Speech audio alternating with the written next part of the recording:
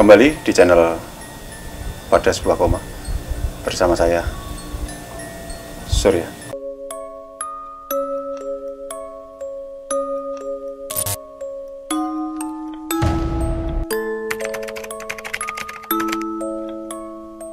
Narasumber kita kali ini Mas Indra.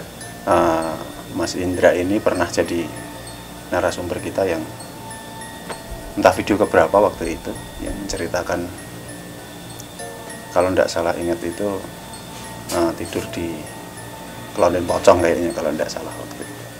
Jadi hari ini Mas Indra kembali datang ke channel Pada Sebuah Koma dengan cerita yang saya yakin Mas Indra ini punya gudangan cerita banyak sekali, dan hari ini saya tidak tahu beliau mau cerita seperti apa. Sebelum kita ke Mas Indra, buat teman-teman yang punya cerita mistis atau cerita misteri dan mau berbagi dengan kami semua, bisa menghubungi kami di kontak person di bawah ini atau alamat email ada juga di deskripsi. Buat teman-teman jangan lupa subscribe biar teman-teman dapat cerita terbaru dari kami. Kita langsung saja ke Mas Indra. Selamat malam Mas Indra. Selamat malam Mas Suryo. Gimana Mas? Kerjaan lancar? Alhamdulillah lancar. Lancar ini dengan suasana baru, dengan jenjangan yang sekarang alhamdulillah lebih tinggi sekarang ya Mas. Iya. Daripada dulu pas jadi narasumber. Malam ini pengen cerita yang ada cerita yang menarik lagi Mas. Malam ini saya mau cerita tentang sudah lama sebenarnya, ini berapa tahun yang lalu. Sudah lama. Kejadian itu atau gini aja. Satu waktu saya sama teman-teman di Nyatnyono ceritanya. Mandi di Sendang Nyatnyono. Mandi di Sendang. Setelah mandi tongkrong ketemu dengan orang sekitaran situ, cerita-cerita katanya ada sendang di lereng Ungaran itu tuh yang katanya itu ada kaitannya dengan keramatnya wali yang berada di Ungaran itu ngomongnya Sendang Suroloyo atau Tuk Suroloyo. Kemudian oke lah, karena kami ngobrol, kami memastikan apakah itu benar apa enggak, dan beliau tahu waktu itu, beliau tahu tempatnya, yang cerita tahu tempatnya. Kita memastikan hari untuk naik ke atas itu, naik ke lereng Ungaran itu. Sendang yang katanya Suroloyo atau yang katanya Suroloyo. Itu yang benar Suroloyo apa Suryoloyo? Suroloyo. Suroloyo ya?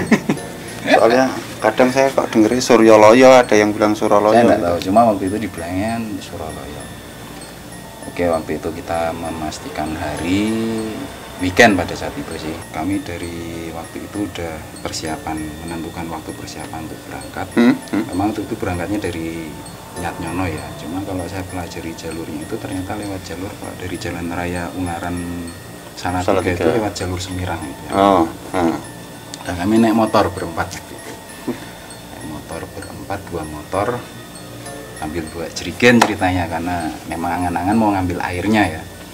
Naik sampai di atas tuh yang kalau menurut omongan guide-nya itu pertama itu perkebunan milik pemerintah, lalu yang kedua itu sudah dekat-dekat dengan pos 1 atau setelah pos 1 pendakian Gunung Ungaran.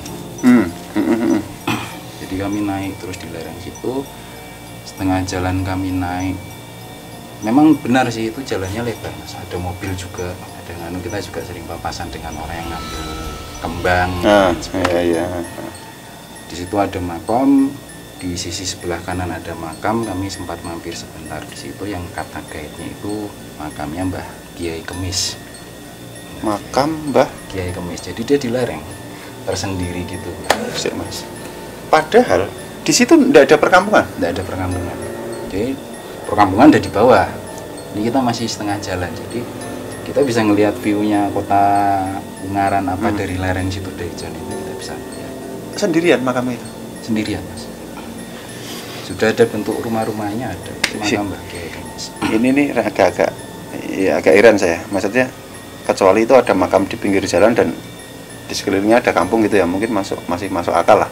Tapi nek sendirian itu kayaknya kok makamnya berdiri sendiri. Kalau saya lihat dari nisannya, itu bentuk nisannya sih nisan-nisan Muslim ya. Muslim. Itu sih saya tanya, katanya itu makamnya Mbah Kiai Kamis. Udah setelah kami ziarah sana, melanjutkan perjalanan sampai ke bidang yang datar yang katanya sudah dekat-dekat dengan dekat atau sesudah pos 1 pendakian Ungaran itu memang di situ ada perkebunan ya. Nah, di jalan itu saya dibawa ke arah pinggiran, itu kayak ada jalan setapak. Jadi motor kami parkir di situ, kami masuk ke jalan setapak. Jalan kaki. Jalan kaki waktu itu. Jalan setapak itu dari pinggir jalan sampai ketuknya itu kurang lebih mungkin 100 meteran ada di jalan setapak. Memang di situ kita juga kayak ngeliat, karena itu lereng ya. Lereng juga ada ngelihat kayak orang masang kayak jaring buat masang burung, tangkap burung dan lain sebagainya. Kami menyusuri jalan setapak itu sampai ketemu ada tuk. Jadi kurang lebih lebarnya ini, misalkan ini jalan, ini jurang, ini lebarnya kurang lebih 3 kali 4, 3 kali 3. Jadi dinding ini sudah kayak bambu, itu ada tuk, ada air yang keluar dari situ. Di bawahnya sudah bentuknya kayak kolam, itu melengkung meter. Dan yang anehnya, saya maju dikit, ini ada kayak gua, yang itu guanya tuh rapi halus, itu cukup untuk 1 orang itu kalau buat sholat bisa. Mungkin buat apa mungkin ya. Berarti di sebelah itu tebing. Jadi ini, misalkan ini saya jalan masuk jalan setapak, tebing di sebelah kiri itu ada kayak ya lebarnya kurang lebih 3 kali 4 meter seperti kolam, itu melengkung meter U, terus air keluar dari dinding, terus ada tuknya itu keluar, sudah dikasih bambu memang itu selalu ngalir keluar terus tuknya. Terus di samping itu, di samping kirinya ya otomatis samping kirinya ada seperti guanya cuma 1,5 kali meter aja kok, ukurannya 1 orang ya, tapi itu halus, jadi melengkung gini. Enggak mungkin kalau bayangan saya waktu ini tempat buat ibadah atau masuk kalau itu daripada mungkin ibadah kan, kalau di tempat kayak gitu agak susah, mungkin karena beliau dapat dikatakan mungkin itu tempat yang sing jari ini untuk wiridan, entah itu topo mungkin dibuat biar kalau sholat atau apa itu dan itu memang halus Mas, dari tanahnya tapi halus, keras, bersih, sudah mengeras gitu. Udah pada hari itu kita sepakat cuma ngambil airnya karena melihat kolamnya itu kotor dan lain sebagainya. Kami bertiga bersepakat gimana kalau kita membersihkan, menentukan hari untuk naik lagi untuk membersihkan karena sudah tahu jalannya kan. Sampai akhirnya sepakat ditentukan minggu berikutnya. Sebelum kami turun memang kami sempat ngomong-ngomong, ketemu sama orang, nanya di sana itu memang perkebunan pemerintah yang katanya ada mesnya. Katanya nggak tahu mes atau apa, cuma khusus untuk pekerja kebun itu sih. Terus ada juga yang bilang katanya banyak orang bertapa di sana, tapi nggak tahu kebenarannya. Pokoknya banyak yang ke sana untuk lelaku bertapa dan lain sebagainya. Dan juga dibilang katanya jalan setapak itu kalau diurut ngikutin jalan setapak itu akan ketemu Sendang Ngipik. Sendang Ngipik? Iya. Katanya. Nuwun sewu Mas. Sendang Ngipik itu bukannya yang nyono dhuwure itu? Iya. Atasnya. Jauh banget Mas. Jauh ya. Cuma katanya orang-orang di sana itu jalan setapak itu kalau diurut dari yang bukan itu memang ada jalan setapak lagi terus ke sana. Terus diurut katanya bisa tembus sampai di Ngipik. Cuma memang jauh katanya. Jauh Mas, nah itu luar biasa. Dan menurut orang-orang di sana sih memang ada kaitannya dengan sejarah dan kekeramatannya beliau ya. Nah, kami tidak berani itu, cuma intinya ke sana ngambil air untuk tidak berani menyatakan kebenaran cerita itu. Cuma memang kalau untuk jalan memang sampai ke Ngipik. Saya Mas, bentar. Jenengan ke sana itu dari motor ditaruh itu jalannya normal atau udah ditata sama warga sana, atau jalannya masih batu gitu? Atau kalau untuk naik ke sana itu jalannya sudah bentuk jalan Mas, tapi ditata pakai batu. Setelah kami sampai di atas ketemu perkebunan itu sudah bidang datar. Parkir di pinggir jalan itu, terus ada kayak jalan setapak masuk ke dalam hutan-hutan. Dan ketika kami masuk ke dalam hutan, ternyata pinggir sebelah kanan ini Jurang. Dan ini sudah Tapi jalannya aman ya?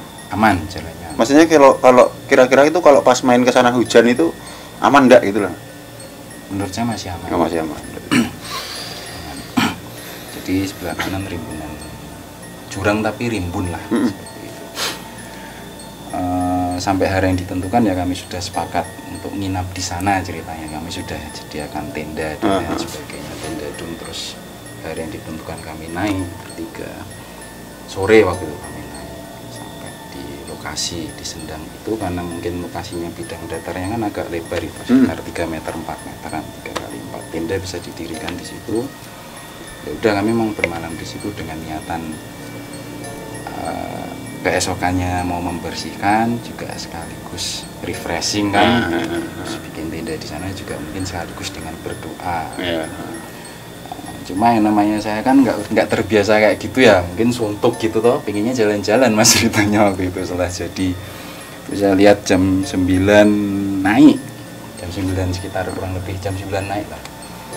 Sekalian mau nyari-nyari sinyal itu ya coba iseng-iseng jalan ngikutin jalan setapaknya itu. Cek mas, tak potong mas. Lu jenengan ini pengen jalan-jalan itu apa ada penerangan di sana? Nggak ada, cuma kan terang gimana ya, agak terang-terang bulan. Oh iya. Akhirnya saya jalan-jalan itu ya karena mungkin karena dibantu terang bulan itu, saya jalan, teman saya tinggal sih di tenda itu.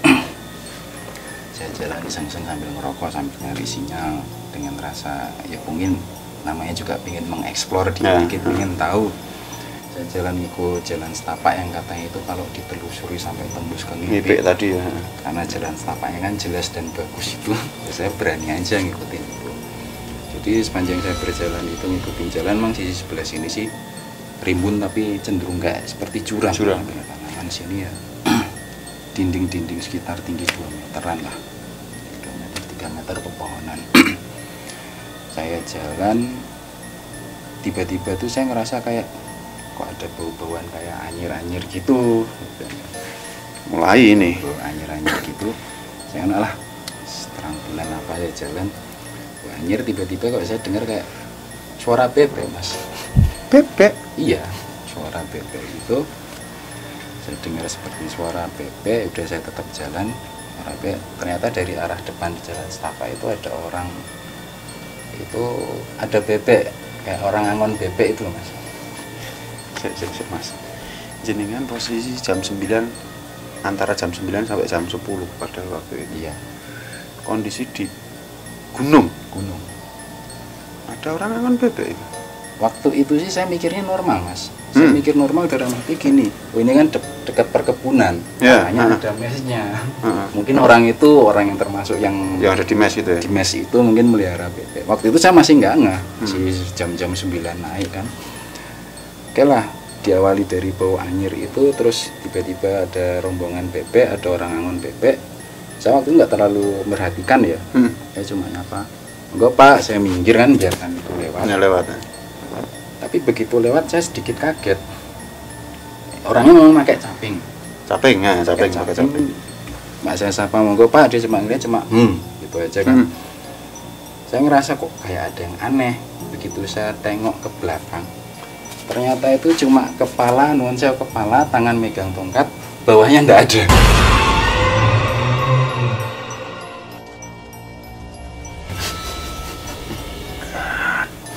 Astagfirullahaladzim. Itu bebek banyak enggak mas itu? ya lumayan kalau dihitung-hitung 10, 20, 30 mungkin kayak gitu. Cuma kan saya nggak ngeh.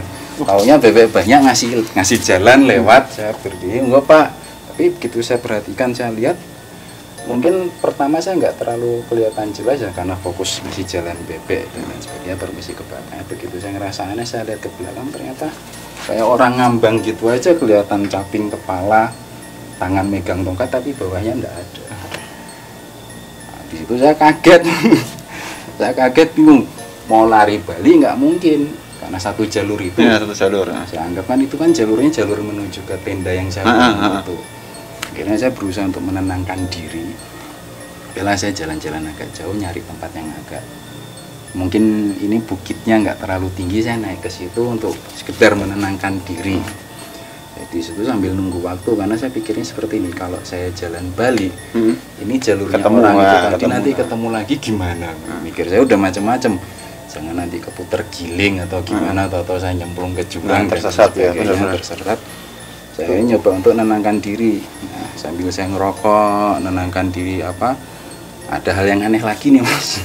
Jadi saya menenangkan diri, saya anggaplah saya setengah jam lebih. Saya menganggap mudah-mudahan itu sudah hilang. Udah lewat. Tiba-tiba ada semacam di waktu saya menenangkan diri itu ada seperti siluet putih. Siluet bayangan putih itu pertama kok kayak terbang lewat depan saya. Pertama enggak kok siluet putih apa, semakin mendekat semakin mendekat. Kayak cahaya gitu berarti. Saya nggak bilang kalau cahaya mungkin jelas ya cahaya ini kayak bias siluet tapi berbentuk putih. Dari jauh seperti itu. Oke, tergambar ini. Tergambar. Ketika semakin mendekat lah, di situ saya memang ini yang luar biasanya ini. Anggaplah misalkan saya duduk di sini ya, itu jarak kurang lebih 3-4 meteran, 5 meteran arah ke atas. Itu perempuan Mas. Perempuan itu yang makanya yang saya terus di belakangnya ada siluet itu, saya bilang kayak sayap. Ya saya bingung. Ini perempuan, cuma waktu itu memang saya kaget. Tapi mau dibilang takut karena penampakannya baik ya. Enggak kayak mungkin seperti diceritakan orang-orang mungkin kuntilanak atau ini enggak. Ini namanya perempuan tapi anggun. Ya. Jadi di balik rasa takut saya itu masih ada rasa tenang, karena ini masih ada prasangka, wah ini kok penampakannya baik dan sebagainya. Jadi cuma ngeliatin kadang terbang, jadi kayak seperti yang namanya terbang mengambang itu seperti apa sih. Saya nggak tahu apakah itu mau dibilang peri dan lain sebagainya, karena mungkin ada sayap di belakangnya. Tapi itu kelihatan jarak-jarak 3-4 meter lah. 3-4 meter ya ini ya. Cetha toh berarti nggak? Jelas Mas. Jelas ya. Dan penampakannya memang cantik, anggun. Cuma di situ kan pikiran saya bergerak cepat ya. Oh, mungkin karena ini ceritanya di Sendang yang kaitannya dengan kekeramatan walinya Allah atau apa dan lain sebagainya, saya anggap mungkin wajar lah harus. Nah, cuma yang jadi masalah kok nggak hilang-hilang. Lama durasi ini? Lumayan Mas, 2-3 menitan kelihatan, bukan. Makanya kan saya bilang dari jauh, kenapa Pak ada kayak siluet bias itu mendekat. Merinding ini saya Mas, nggak bisa terbayang itu. Karena oke lah, waktu itu saya sudah terlanjur, anggaplah antisipasi ya, melindungi diri. Saya baca sholawat sambil saya liatin, assalamualaikum, terus saya baca sholawat itu, terus dia menghilang. Setelah saya bacakan itu, dia menghilang. Cuma kalau mau dibilang sosoknya itu memang cantik Mas. Tapi enggak tanya atau enggak Mas Indra enggak mencoba untuk sugeng dalu atau assalamualaikum atau gimana gitu. Saya terpana. Aduh, ini terpana karena masih kebawa dengan pemandangan penampakan yang pertama yang orang angon bebek itu. Kalau yang orang angon bebek oke lah, dia kan cuma lewat. Nah ini semua di depan saya gitu. Saya kan makanya cuma 1-2 menit, sehingga makanya saya berani bilang fisiknya itu anggun karena memang saya ngelihat jelas. Saya bilang fisiknya anggun, tidak seperti kayak orang-orang bilang penampakan kuntilanak dan lain sebagainya. Enggak, anggun, cantik. Dan menurut Mas Indra, nuwun sewu, auranya positif ya? Di balik ketakutan saya tuh enggak ada rasa kayak tertekan gitu. Nah itu yang penting kan di situ, berarti kan agak positif kalau menurut saya ya. Kalau tidak ada rasa kayak tertekan kalau ketemu kayak pocong dan lain gitu. sebagainya itu enggak ada. Cuma habis itu saya terus udah saya bismillah, terus saya baca sholawat sambil saya liatin sholawat. Kemudian dia menghilang pelan-pelan menghilang. Nah, setelah saya mulai agak menenangkan diri, kemudian kembalilah saya ke tenda. Tanyain dari mana kamu, saya bilang jalan-jalan. Saya iseng-iseng nanya ke temen, tadi ada orang lewat nggak sih? Nggak ada katanya. Aduh, berarti yang orang tua angon bebek tadi itu kemana itu? Jadi ada orang lewat? Nggak ada. Bagaimana apa? Enggak, saya bilang enggak. Tapi masih tidak cerita sama teman-teman? Enggak, waktu itu enggak. Nah, sudah sekitar kemudian tengah malam, kemudian teman mengajak, yuk mumpung di sini, mumpung di tempat yang mungkin dianggap keramatnya Mbah Wali, yuk baca doa yuk. Nah itu baca mungkin wiridan apa, bilang ya udah yuk ayo, biar maksudnya biar berkah. Udah mulailah ritual dari wasilah baca wiridan, kemudian sambil baca bakar bubur dan dupa. Itu ada satu penampakan yang aneh lagi walaupun bukan wujud ya. Jadi ketika pada fokus mulai baca-baca wiridan, tahlil, sholawat itu dan lain sebagainya, mulai fokus ritual beribadan itu, saya iseng-iseng ngeliatin asap-asap dupanya itu kan. Belum, bakarnya banyak? Lumayan sih mas, maksudnya dupa apa terus dan buhur dan lain sebagainya. Saya lihat itu kok ada yang aneh, saya bilang kok dupanya asapnya asapnya itu saya mata-matiin ini halusinasi apa gimana gitu. Itu membentuk kayak tulisan lafal, jadi banyak, jadi menggulung-gulung asap, menggulung-gulung, tapi ada bentuk tulisan Allah, ada bentuk tulisan Muhammad, tapi banyak kecil-kecil. Merinding banget mas. Masya Allah. Kalau itu terus terang saya nggak takut ya, karena bukan penampakan cuma asap. Memang bener saya terpana, dan ini anulah tanda keberkahan dari Mbah Wali. Saya akhirnya ngeliatin itu merasa senang kan, mudah-mudahan doanya disambut. Saya menunduk, cuma memang ketika saya menunduk itu di situ tidak berapa lama kemudian itu memang ada semacam sosok yang itu saya tidak, bahkan untuk menengok pun saya tidak bisa. Itu Jenengan bertiga? Bertiga. Pokoknya kayak pas wiridan gitu ya, sila gitu ya. Jadi seolah-olah sosok itu di depan itu memakai jubah, tapi gede. Dan saya untuk menengok gini pun saya kayak nggak bisa, kayak nggak bisa. Nah ternyata kalau untuk yang sosok yang gede ini teman saya juga bilang, dia juga merasa kayak seperti ada sosok yang besar. Berarti tidak cuma Mas Indra sendiri ya, kalau sosok ini ya. Jadi itu memang, jadi anggaplah misalkan itu toknya di depan, ini tenda kami, duduk kami berzikir apa dan sebagainya. Memang seperti ada kayak sosok yang memang itu, bahkan karisma wibawanya pun bisa saya rasakan. Saya mau menengok gini kayak nggak bisa, jadi seperti berjubah gitu, tapi untuk saya lihat nggak bisa gitu. Berarti tetap kayak dingkluk terus? Iya, padahal hati kecil pengen lihat gitu? Pengen lihat tapi nggak bisa. Jadi mukanya seperti apa enggak kelihatan? Bisa, makanya saya nggak berani mengutarakan karena memang nyatanya seperti itu ya, memang nggak bisa. Cuma memang sosok itu nyata. Bukan cuma halusinasi atau. Soalnya enggak cuma Mas Indra sendiri yang lihat pas itu ya. Sampai ketika sudah ritual mungkin wiridan apa sudah selesai, ya alhamdulillah malam itu sudah tidak ada kejadian apa-apa lagi. Keesokan harinya kami memang sesuai dengan niatnya membersihkan sendang itu, membersihkan sampai benar-benar bersih, terus ngambil airnya, udah turun seperti itu. Cuma yang memang luar biasa bagi saya itu justru yang angon bebek sama yang perinya itu. Itu. Karena papasan mas. Papasan ya. Kalau nggak papasan jadi papasan mungkin kena enggak pak gitu. Tapi kok begitu saya lihat tuh ternyata nggak ada badannya. Nggak ada. Wah itu nek saya udah mungkin layu mas, sudah lari kalau saya itu. Nah, makanya saya nggak berani lari karena saya nggak tahu medan. Saya mau putar balik itu cuma jalan. Kita posisi sementara dia di jalurnya itu. Dan saya memaksakan diri untuk menenangkan diri di tempat itu. Malah ketemu sama kan entah itu peri atau apa. Tapi yang pas maaf asap dupa tadi yang membentuk lafal-lafal sang Halik tadi ya, termasuk lafal Muhammad tadi. Teman ada yang lihat? Teman saya lihat, satu orang ya.